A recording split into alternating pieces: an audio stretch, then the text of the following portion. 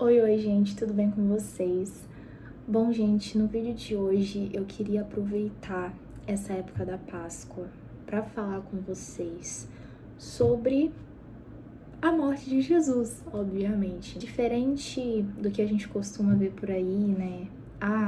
Jesus morreu, ressuscitou no terceiro dia e é por isso que nós temos a esperança que nós temos. Sim, nós sabemos disso. Mas a gente foca muito no dia da morte de Jesus, que foi a Sexta-feira Santa, e no domingo de Páscoa, que é a ressurreição de Cristo, certo? Uma coisa que eu tenho percebido que talvez a gente não dê tanta ênfase quanto a gente deveria é justamente o dia de sábado. O sábado em que Cristo está morto. Eu pensando nesses tempos, né? Caramba, Jesus ficou morto um dia inteiro. Deus poderia muito bem ter feito o quê? Deus poderia ter ressuscitado Jesus algumas horas depois dele ter morrido, ou talvez no dia seguinte, mas não, ele ficou um dia inteiro morto. Isso me faz pensar, por que Deus permitiu que Jesus ficasse um dia inteiro morto? Sabe, por que ele permitiu que os discípulos passassem toda aquela frustração que eles passaram no dia em que Jesus ficou morto? Jesus tinha falado para os discípulos tudo o que aconteceria naquele meio tempo, sabe? Não é como se eles fossem pegos de surpresa. Jesus já vinha falando há muito tempo o que aconteceria com ele. E sempre deixando claro que ao terceiro dia, não no primeiro, não no segundo, mas no terceiro dia, ele ressuscitaria. Isso me faz pensar, bom, eles já estavam cientes de que isso aconteceria. Então, por que eles ficariam tão aflitos, tão desapontados com esse dia em que Jesus ficaria morto? Não nos diz, né, exatamente como que eles estavam se sentindo ali naquele dia no dia posterior à morte de Jesus. Não diz como eles estavam se sentindo, mas eu tenho a impressão de que eles estavam no mínimo decepcionados. Afinal de contas, o único que ficou com Jesus até a sua morte foi João, o resto foi tudo embora. Então, eu acredito que eles estavam no mínimo desapontados com o que aconteceu, certo? Mas por que eles ficaram decepcionados? Porque talvez eles estivessem pensando muito do jeito deles e se esquecessem que o jeito de Deus, digamos assim, é muito superior, é muito maior que o jeito deles. E o que eu quero dizer com tudo isso, galera? É que toda a espera, por mais dolorosa que seja, por mais que seja difícil a gente lidar com esse silêncio da parte de Deus, porque tem muitas vezes que parece que Cristo está em silêncio, parece que nada do que a gente pensou que fosse acontecer vai acontecer.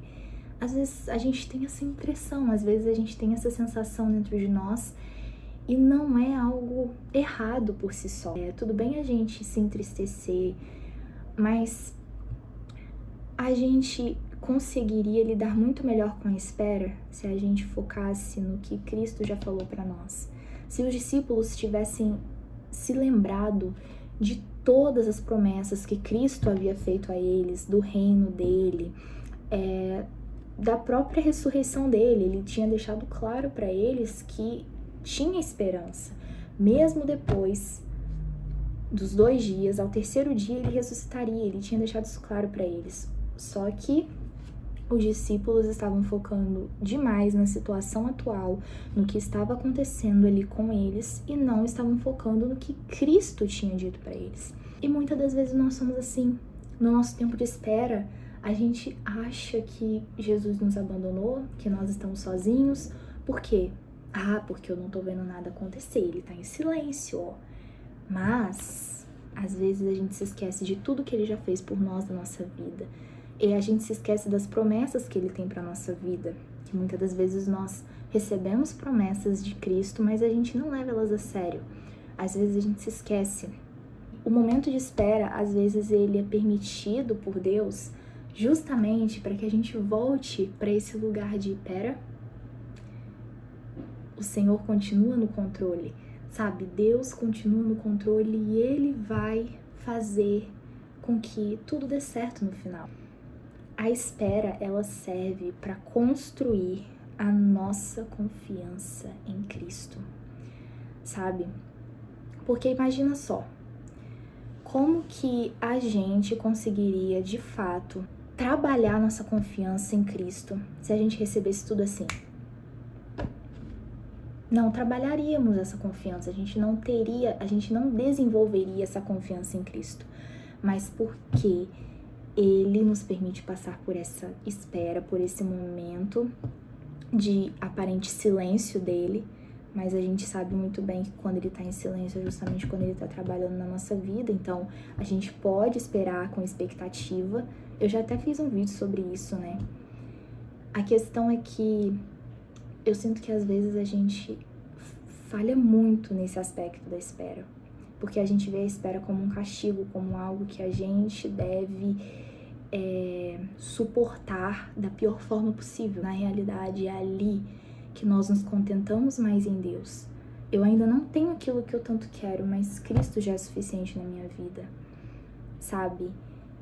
Eu posso não estar vendo exatamente tudo se cumprir ali naquele momento, mas eu sei que o Senhor continua sendo o mesmo, e se Ele falou que Ele vai fazer, é porque Ele vai fazer. E vai ser no tempo dele. Isso nos ajuda também a se desprender um pouco dessa coisa de tem que ser no meu tempo, tem que ser na minha hora. Essa era a mensagem que eu queria trazer pra vocês, sabe? Pra que a gente entenda que a espera, ela muitas das vezes ela é necessária para que a gente construa a nossa confiança em Deus, ou melhor, para que o Espírito Santo construa a confiança em Deus dentro de nós, porque nós naturalmente nunca conseguiríamos confiar em Deus 100%, eu acho que até, né, pela nossa natureza que exige que nós vejamos as coisas, né, com os nossos olhos carnais.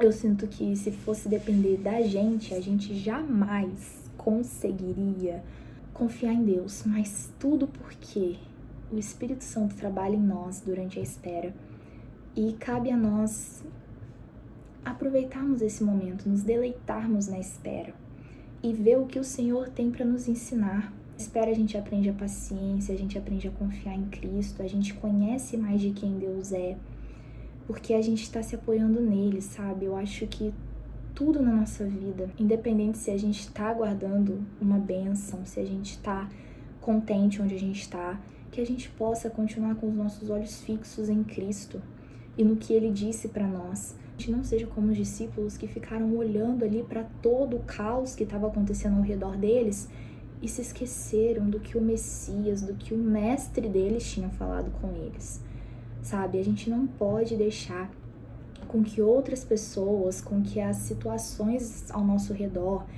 nos tirem os olhos do que Cristo disse para nós. Isso, gente, essa é a mensagem que eu espero de verdade que toque o coração de vocês. E é isso, um beijo e até o próximo vídeo.